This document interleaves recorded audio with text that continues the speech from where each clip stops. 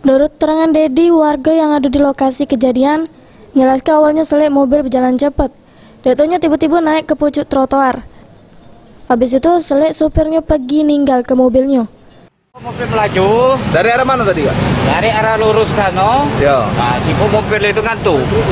Ngantuk sampai telepon pakai HP. Oh, ibu tadi? Yo, ibu tadi ditanya kan. Nah, kan ukur ke situ. Naik trotoar, ngebut tak tadi?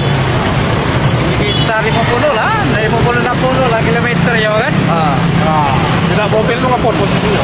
Posisinya ngebut, 50-60 iya, bedino bawanya.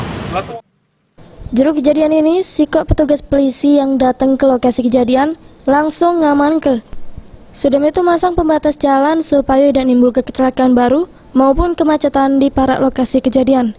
Firman Hidayat, PAL TV.